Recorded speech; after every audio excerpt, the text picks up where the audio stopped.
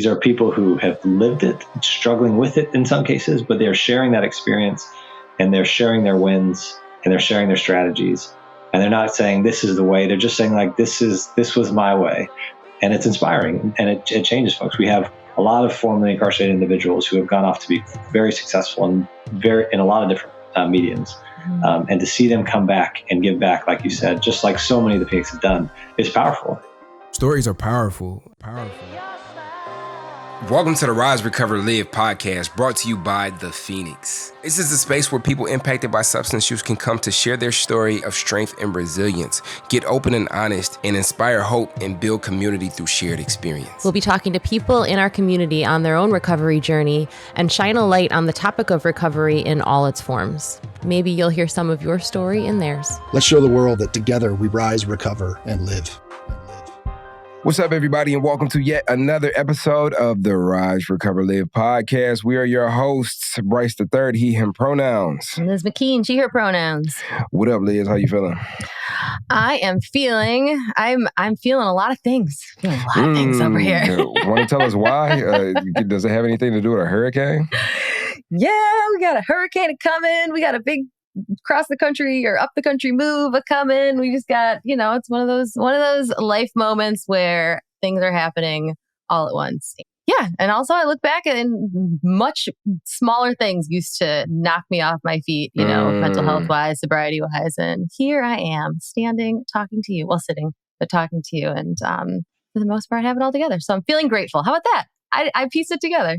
That's dope. That's actually dope. Yeah. I think even when I asked you, how you were feeling earlier, there could be this thing, and I noticed it with other people, and I really have to tell people, like, don't do this thing, where it's like you're looking for something to be wrong. And I think the beautiful thing about recovery or intentional living is that we build and cultivate the strength and wisdom to be able to show up for life on life's terms. Mm-hmm. And there can be things that are not going the way that we expect them to, but the way that we show up for them can look different and it be a contribution to the life that we desire, to the peace of mind that we desire, and to the being able to contribute to our environments like we desire instead of like throwing our hands up and it's falling down, the sky is falling. So that's pretty cool. It is cool. Even when the sky is literally maybe falling a little bit, literally falling. We persevere. Yeah. Well, thank you. Thank you for asking. How are you doing? Yeah. I'm good. I'm a little cooler than we were. Last time I seen you was in person. We were in Des Moines, Iowa, where the popcorn is on the bench. Mm-hmm. It was actually real corn. It was real ears of corn. This is a true story. I came outside to go sit down and get some air, and there were 2 ears of corn sitting on the bench for no reason. In the city. Like, we were not near corn. I mean, we were near cornfields, but we were like in the city. Yeah, that was the funniest video you've ever sent me. It was maybe my favorite part of the trip. Yeah, but my energy is good. It's nice and cool out here in Detroit, and I am ready to have this conversation today because I've contributed to some projects you've had on the floor. I've heard all about the impact that the person here who created this platform, the founder of this platform, has had in different communities, and I'm excited to get to know him live. So who do we have here today, Liz? Oh my gosh, I'm so thrilled. I mean, I always say this, but I really am every time. And so very much today to introduce our guest. So Brian Hill is the founder and CEO of Edovo. And Edovo is a partner of the Phoenix. And honestly, even if Edovo wasn't a partner of the Phoenix, I'd be excited to have this conversation. They provide robust correctional programming for folks who are incarcerated. Actually, 250,000 daily users for folks who are in correctional facilities. And it's pretty amazing. And we're lucky enough to be part of it at the Phoenix. So many folks who are incarcerated have been impacted by substance use, just like so many people in the world, period. So to be able to have some impact there through this partnership with this incredible company that was started by this incredible person is such a gift. So Brian, thank you for being here. How are you today? I'm doing well. No, I'm good. I'm hearing you guys share your thoughts, but I'm good. At peace, I guess, is what as the theme goes. So it's got to have something to do with the raindrops behind you. That has to be contributing to your peace of mind. There's something going on. It just brings a peace, whether you know it or not. Art will do that. It just reminded me there is rain that does exist because it hasn't been here for a good couple months. So. Yeah. Is it? You're in Austin? Is that what you said? Yep. Yeah. Yep. And the heat right now. I think that longest streak of 100+ days just hit this summer. So Holy smokes. Yeah, that's a lot. That is hot.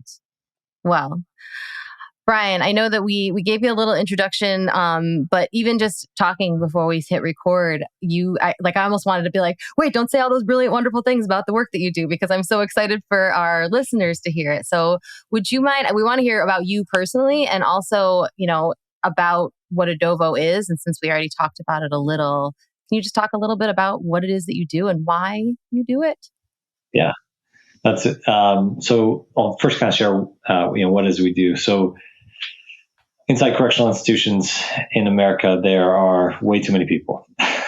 We incarcerate about 25% of the world's incarcerated population is incarcerated within the United States. And even though we only have a small percentage of the world's population comparatively. And so that's unfortunate. And one of the big drivers of this actually is substance use and the challenges that then carry forward from all of those things. I think statistics are somewhere around 80% of those who are incarcerated have substance use challenges. And so what we set out to do outside of just that was we saw far too many people, not just in prison and in jails, but while they were there, they're sitting around primarily doing nothing, watching daytime television. That's even more unfortunate. 10 years ago, spent a lot of time in Cook County Jail in Chicago. And as I walked the halls, we saw every time I passed every room, everyone seemed to be tuned into Jerry Springer. Mm-hmm. It was the show of choice. And that will not bring you peace. I feel like that's going to be the opposite of peace. Yeah. And so that's the key. I mean, it doesn't take too long to look at that and think, this is a bad strategy. How do we expect people to be better when they come out of here if we're pumping Jerry Springer in all day? And so we set out to figure out how to make daily access to education and treatment and programming available to those who are incarcerated. So that way, anyone who wanted to take a shot at turning their life into something that they believed in had a better shot at doing that by having the tools available to them each day. And so that's what we did. So we initially brought wireless networks and tablets into jails and prisons. And now we operate sort of the software that runs on top of the millions. There's about 1 million+ tablets in jails and prisons now. That's happened over the last 10 years.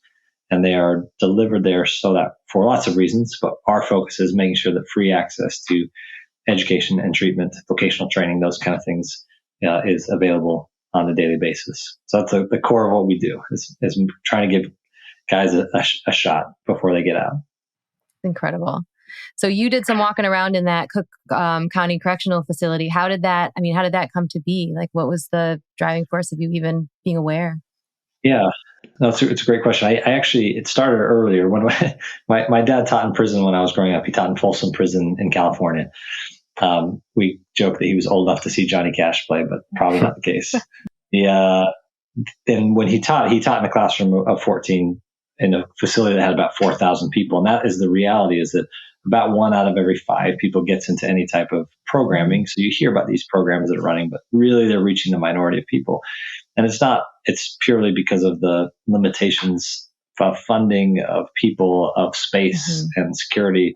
All those things limit who gets access. And so at night, he would bring home the essays of students. He'd read them to us like our bedtime stories. And seeing the hope of so many of these individuals, but recognizing how few were getting that opportunity hit me from an early stages. And then when I was doing a JD MBA in Chicago, that's when I was working on a project to see if we could reduce the population of Cook County Jail, because it was bursting at the seams with almost 10,000 people in there every day.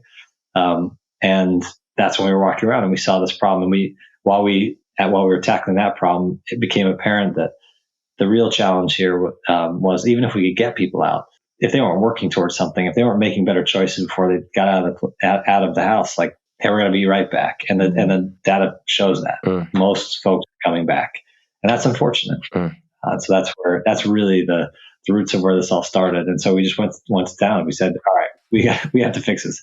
I don't think anyone else is going to do it. And sure enough, Edovo is really the single player that's operating in this space today, operating at the scale we are. I feel like that's a testament to that innovative line of thinking and beginning to ask the questions that lead us towards the work that we can contribute to. So it's like, can we, with the question being, can we just decrease the amount of people that's in this county jail? Mm-hmm. and then going in there and seeing how that can happen. And then from that being led to, okay, but when we get these people out, like, what is there to do? The people come back if they don't have the seeds planted to create and build a life. And I think I haven't been incarcerated in a prison, but I mean, I've been to jail quite a few times, right? And county jail one time, the time enough to scare me enough to not want to ever go back, right? But in that experience, like there were people that I came across and where things scared me. Like this, like what I do, I come in. They call it gelling. Like I'm gelling. I'm coming in. I know how to wash the clothes with the soap. I'm gonna chop the soap up, put it in the bed. We're gonna wash the clothes. We're gonna get it together. We're gonna make it happen. And there's a lot of intelligence. Like there's a lot of intuition. There's a lot of like innovation, like within a population, and you see this a lot too with like people who suffer from substance use disorder. Like once we get sober, like we're some of the most capable, innovative, creative people I've ever come across. But it took for us to be able to have access to the resources that can push us forward to embracing those aspects of ourselves in a good way and using those traits in a way that builds a life for us, a quality life for us. So I think that's why the work that you're doing and having people have access to these resources and tools that help for them to cultivate that wisdom and that relationship with, okay, how can I use these traits for good in a way that will support me when I get out? Like I think it's super important. And you hit on something that's actually really important, and that's this idea of when you unlock people's abilities to show who they really are. Like there's so much talent in each individual that we come across on the inside and outside, and recovery is complex. And I always tell people like prison is an incredibly complex issue. And so anytime you hear these simple narratives or simple solutions, I immediately tell people like, don't buy that. They can be simple, but they're based on actually a pretty complex back end, even if you find that simple solution that helps you in recovery.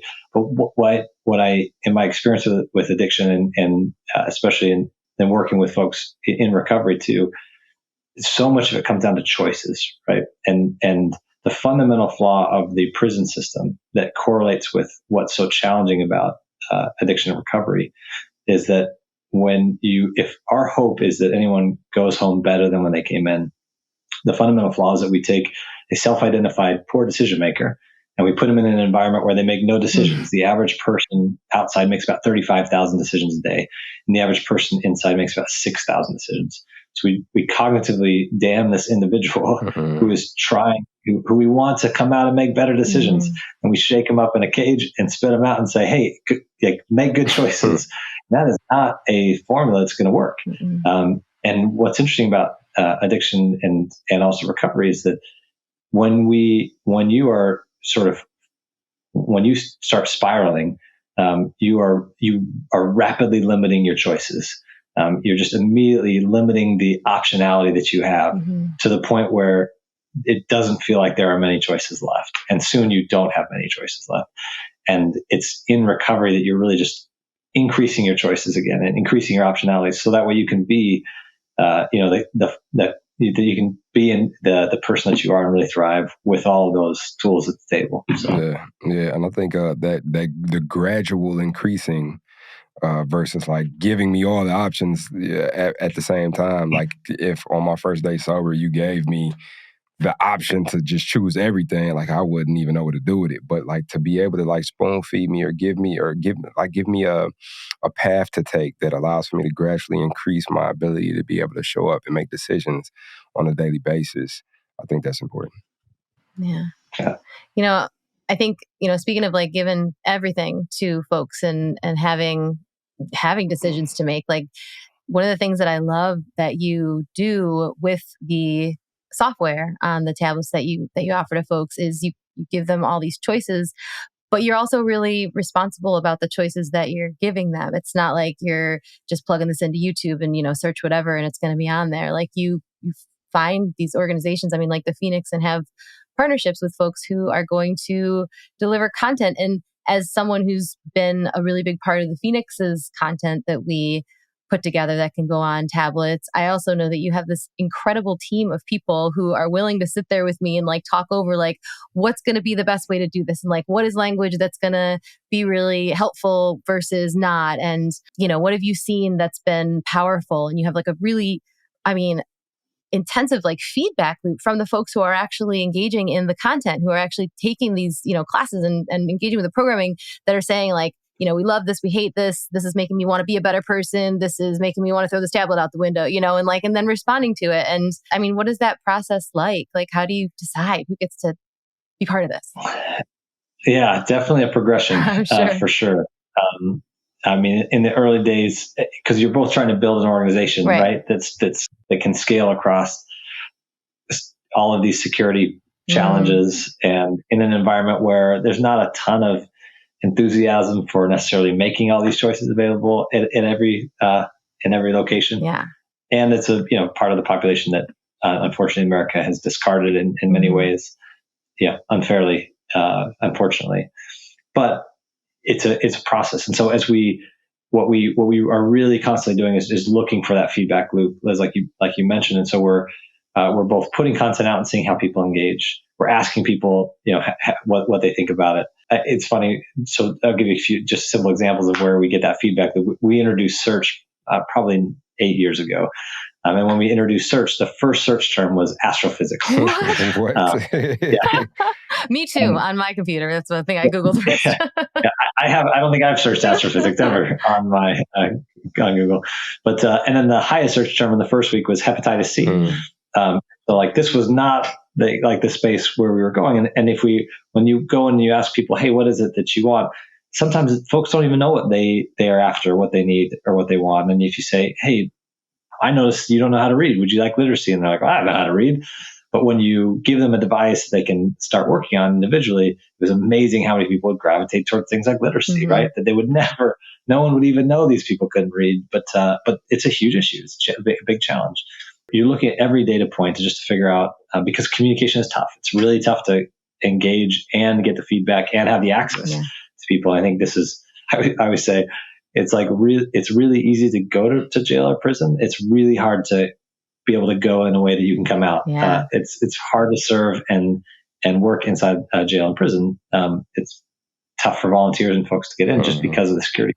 Yeah. And so our ability to just access and get the feedback loop is important. One of the things that also just direct feedback. We ask for direct feedback, and ironically today at our team meeting, we always read a letter from our learners to our full team in our weekly team meetings, because we want to always keep everyone close and proximate to the people we serve. Today's letter was a guy saying, hey, I appreciate your Spanish, your German, and your French classes. Those are great. But, Southeastern Asian countries are important, and I'm trying to read, I'd like to read Hebrew so I can better interpret the religious classes, as well as Arabic so I can better, read the Quran. And so he's asking us for, Mandarin, and these aren't the letters that I think most people would expect coming out of prison. But this was his request. He said, "Hey, I'm here. And I want to just absorb this. I need more language opportunities if you can do them. But thank you for everything you've done. And if you can't do it, that's fine. But if you can, that would be super helpful." And that is, it's just fun to see just a broad, like this is a cross section of America that we have inside our correctional facilities, and it's not always just the person that someone may think might visualize as the bad guy that we've put away. Yeah. And when you unlock something really in any of us, like you unlock something in someone that's like, I actually believe in you enough to give you this information, like I believe that you could learn this if you want to. Suddenly it's like, holy crap, I am interested in all these things. Ed Hennings is one of the guys he's a friend of the Phoenix, member of the Phoenix. He's been in a lot of our videos and courses that we've created that are on Edovo tablets. And he spent 21 years, I think, in prison, and has just done so much. He's one of so many people at the Phoenix who have, had a life experience and come out and be like, how can I reach back and support folks who are having that now? And one of the things he says a lot is that he was incarcerated long before he was actually in a prison cell. Like in his mind, he had himself locked up. There was just, this is all that was going to be available to him. And then something in prison clicked and he decided that wasn't going to be, that he could be free before he was outside of the walls too. And that was just reading and learning and taking any kind of course that was available to him. And I learn so much from the guys that have been in prison for so many years, because they are like the most well-read people that I've ever met in my entire life. And, they have, once those opportunities are put in front of them and somebody says like, actually, you do have the freedom to do this. Like in your mind, there's so much that you can explore. Blows my mind how much they will, if that's there available. I would say one of the things, I don't know if I answered your question as effective as I could have, because the one piece that I think people gravitate towards is people are far more self-aware than I think we give credit for as well. And I mean, there's a spectrum of like mental health challenges and literacy. I mean, math and literacy levels are usually pegged at like 3rd and 5th grade on average. But of course, I just shared that spectrum of language learning at the upper end as well. But there's a lot of like compounding challenges that exist among America broadly, the world broadly, but also among this population, which is a cross section. And even with that, there's a self-awareness that's pretty strong. And so that's why when you see a number like 80% of people struggling with substance use challenges, when we find content like the Phoenix, stuff that is very proximate, that is coming from credible messengers, that is by far the material that is engaged with the most. And it's engaged because it's just genuine, right? These are people who have lived it and they have conquered it, or they are conquering it and struggling with it in some cases, but they're sharing that experience and they're sharing their wins and they're sharing their strategies. And they're not saying this is the way. They're just saying like, this was my way. And it's inspiring and it changes folks. We have a lot of formerly incarcerated individuals who have gone off to be very successful and in a lot of different mediums. Mm-hmm. And to see them come back and give back, like you said, just like so many of the Phoenix have done, is powerful. And that's when we look at sort of the spectrum of where people are spending their time, these are the ones that people gravitate towards because they know areas they know areas they want to work on. They know areas that are going to mean something to their family when they go home, or to the courts when they are trying to show that they're doing something about it in their life, and to them personally. And then they go to those and they find credible messengers. Those are always by far the most valuable, the most valuable course that we see. It's awesome. I love that. That's one of the things that I think the Phoenix has always done well is that, Scott always says that the world looks at, or society looks at, folks who are, struggle with substance use disorder as the problem, and we see them as a solution. We see ourselves as a solution, and it's, like you said, the same for all the challenges that folks are going through. Like you are the solution, you're not the problem. And that credible messenger concept is it's so awesome. And it's so awesome to see it in action, like the guys that we put on the videos at Phoenix, or that are just that plan them, that execute them. They'll say, when they talk about lifting a weight, they'll say things like, you can use your bunk or your, water bags or something like that. Like they use language that you wouldn't necessarily know unless you had been there. So to be able to do that and have folks here like, no, really, I really have been where you are. That's powerful, I think, in a lot of ways.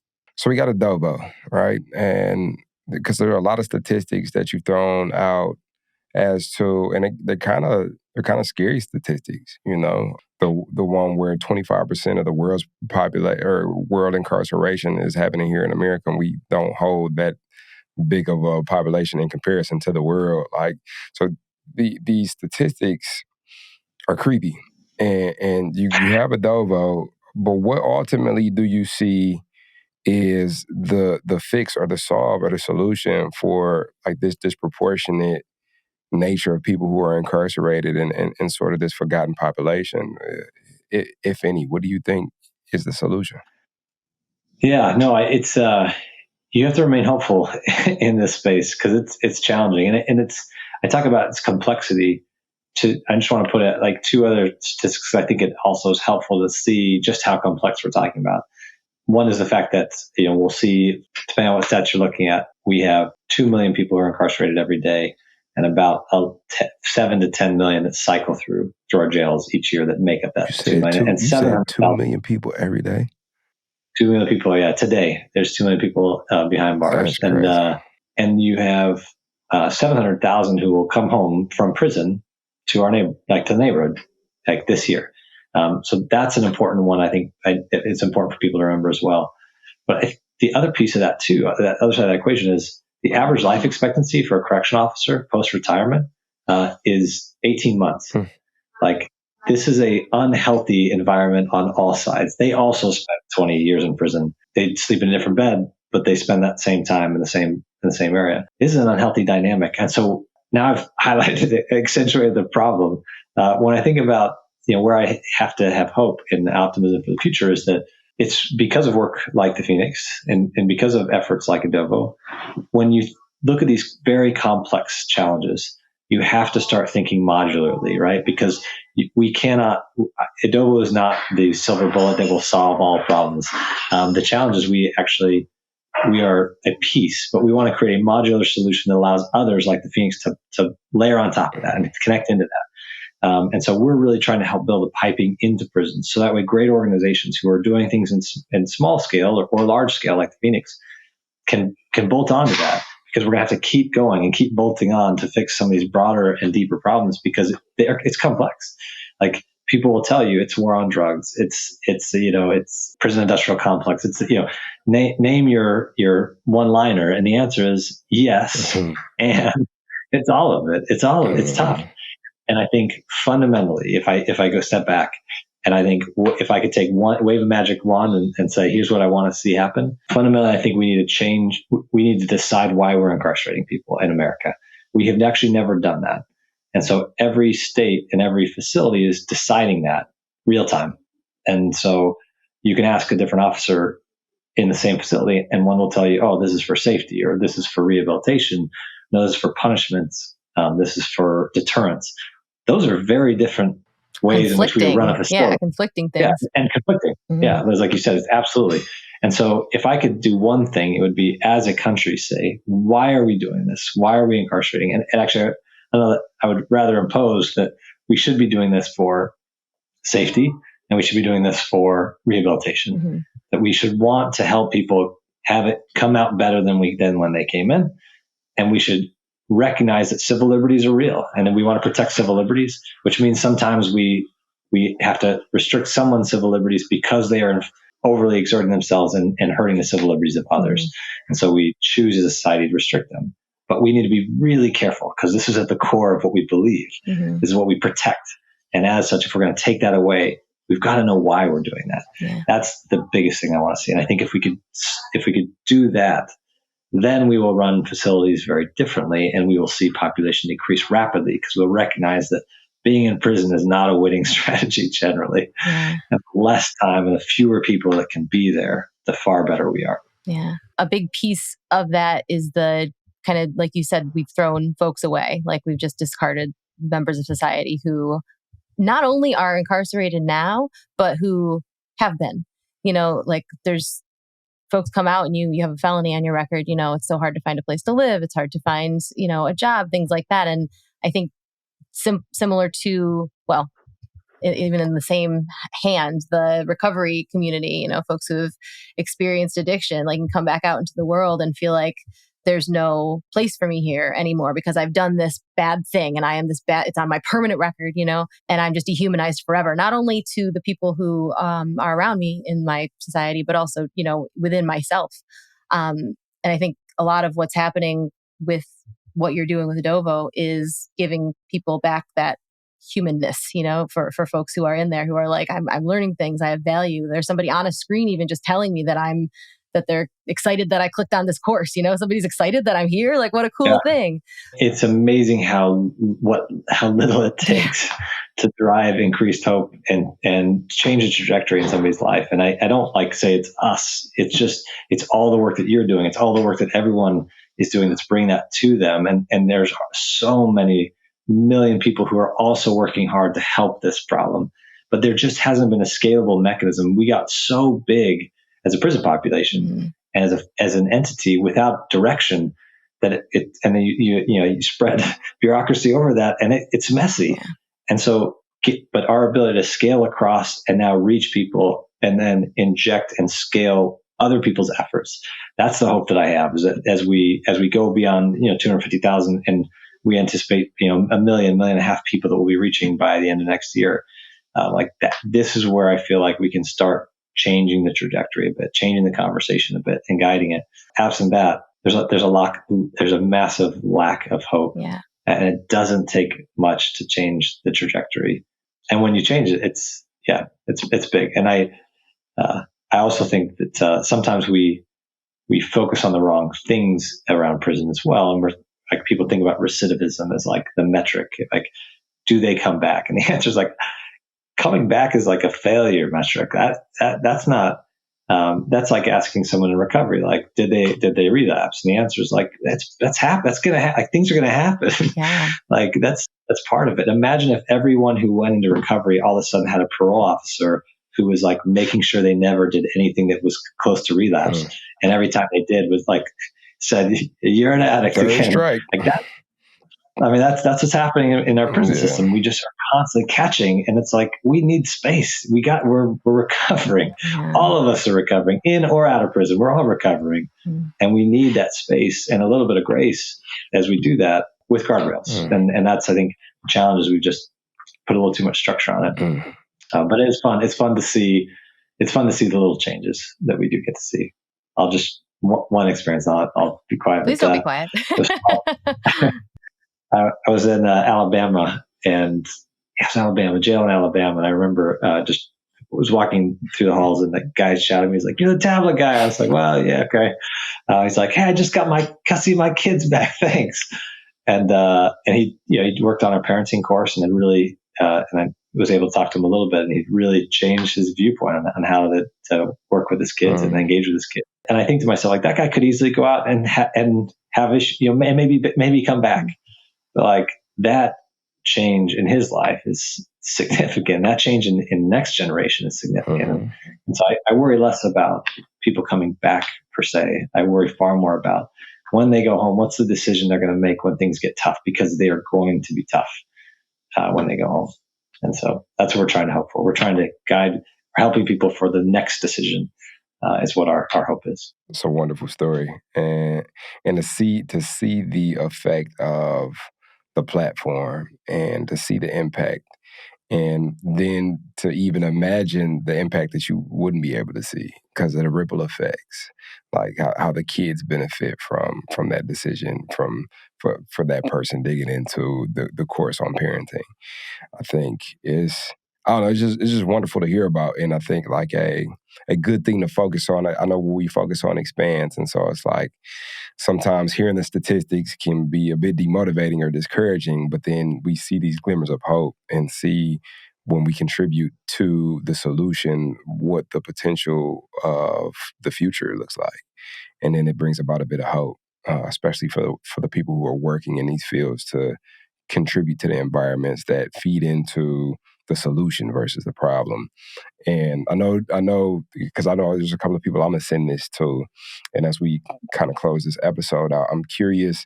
There's an organization out there right now that's listening. That's like, yo, I've decided my lifelong mission is to tackle financial insecurity, or I want to tackle this or that, or how can I contribute to this platform? How can we begin this conversation? How can I be a contribution to this movement? How do people reach out to you? How do people get involved with creating a solution? The vision was always to figure out a way to help America recognize and get involved. That's why scale has been so important to us, because every county in America, nearly every county has a jail. Far too many counties have a prison too. And so because of that, there's two things that I always encourage folks to do. I get frustrated with the answers of like, write your congressman, or, get the word out. I just think like, that's not enough. I want you there's got to be more than that. And to me, I would encourage everyone to go to edovo.com because on there we actually have quite a few, we have today and are continuing to grow the calls to action, things that people can do at a local level, at a national level if they want. But if you're a service provider and doing great things, we want to help you scale that and reach many more people. If you're a local church or a local service organization, we want to help you reach folks on a local level, or sponsor, additional earning or learning in a local area, and also create a place for people to come home to. And then finally, if you're an individual who feels called to want to help those who are incarcerated, it's like I said, it takes almost a year for most volunteers to get into there to serve, and that's like dedicated year of persistence to get in. And so what we're trying to do is make it so that way you can learn what's on the Edovo platform, and you can find a local organization that's already working inside the jail. We want to connect you with those organizations and then help you actually go in and, just because the material is already there, just be a resource for them to know what's there, to help them find and navigate what's already there. We're using AI, we're using tools to help guide, but technology will never replace the power of someone who cares, on sitting across the table, willing to help and offer their services. And so that's what we want people to do is, for the time being, I would just say, as efficiently as possible at a national level, go to the website, because we're going to continue to add those calls to action. We want everyone involved. We want America to be part of this. Awesome. Brian, what's next for Edovo? You're growing like crazy. The most important, again, we want to reach everybody. So that's still priority number one as we while enhancing the content and the reach. The real next step is some of the things I just alluded to, which is how do we draw America into this? I mean, throwing out too many stats probably already, but 70 million people in America have a record. That's like a lot of America. We're only ways over 300 million as it is. And so like this is reality for so many of us. And yet for many who don't, it's just not a part of life. And yet it is a part of America. And so because of that, the big step is how can we get everybody involved? How do we help everyone participate in some small way in their local community? Because there's a fascinating study about homelessness and mental health and some of these things, about how a person with 5 connections is near zero probability to be homeless if they just have 5 strong connections. But most don't. Yeah. And so because they have 1 or 2 and they exhaust those resources, and then they end up homeless. And that same pattern exists for someone who's coming out of prison. They don't a lot of people have burned a lot of bridges. And recovery is the same way. You burn a lot of bridges in this path.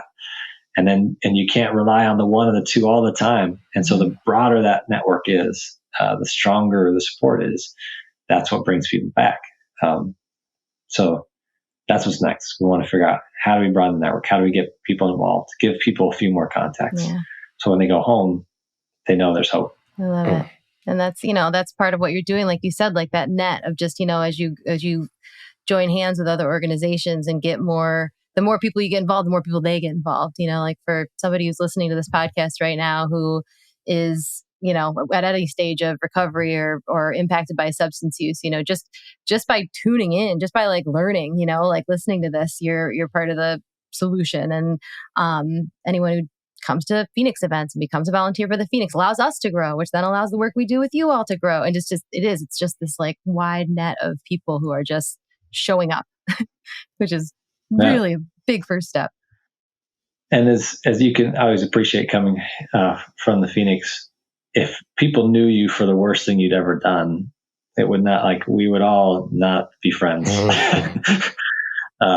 And yet that's kind of how we've done incarceration. It's how we've done criminal justice. And so it just remember that in criminal justice, in many ways, it's a story of recovery. We make poor decisions. All of us do. Some of us, that lands us in a correctional facility. We all are on a path to recovery. And that means we need each other to help. So that's I guess if we do nothing else, I would just say, offer a bit more grace, recognizing the complexity and the realities, but offer a bit more grace across all classes of those who are incarcerated. I think that's a beautiful place to end this episode. This has been a powerful conversation, and we'll make sure to link all of the ways to get involved with Edovo in the show notes on the podcast. So wherever you're listening to this on, go into the show notes and you can see where Edovo.com is and reach out if you're an organization looking to get involved and check out everything else that Brian Hill has going on.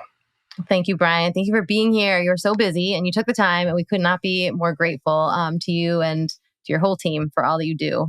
So thank you for what you're doing in the world. And for folks who are listening, thank you for all that you're doing in the world, because every single person is making those ripples and waves. And we sure couldn't do this without you, and we wouldn't want to. So keep listening, subscribe, rate us, review us. We're just grateful that you're here, and we will see you next time. Catch you later. So now you're excited. Bryce, Liz, how do I get involved with the Phoenix?